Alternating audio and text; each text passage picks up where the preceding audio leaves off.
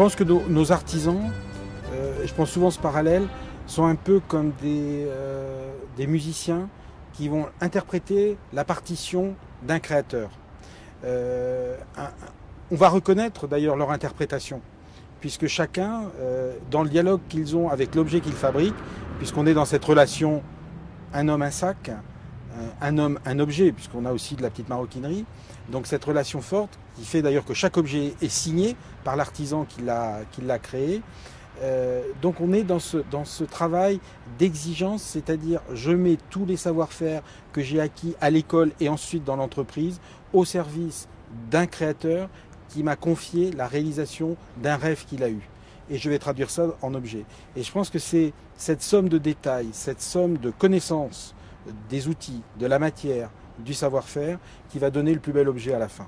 On ne peut pas travailler dans nos métiers artisanaux si nous n'avons pas accès à des centres de formation qui amènent des jeunes à connaître le métier, à l'apprendre dans toute sa profondeur.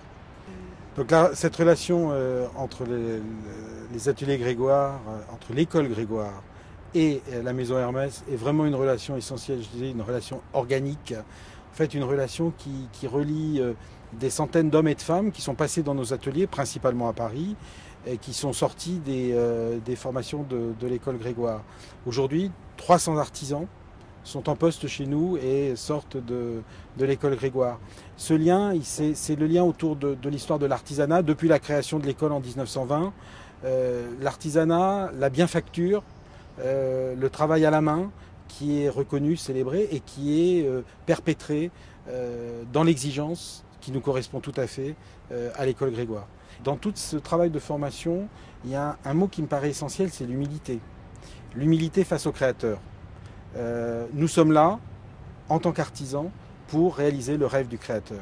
Ce que je peux souhaiter de plus important, de plus essentiel à la fabrique, et bien sûr à l'école Grégoire, qui est chère au cœur de la maison Hermès, c'est de garder cette âme artisanale, cette âme de l'excellence artisanale. L'artisan, c'est bien sûr un homme ou une femme qui maîtrise un savoir-faire, mais qui a aussi une posture face à la matière qu'il va travailler, qu'il va façonner, et une posture face aux produits qu'il va faire naître de ses mains, toujours au service du créateur, bien sûr qu'il l'a rêvé ce produit.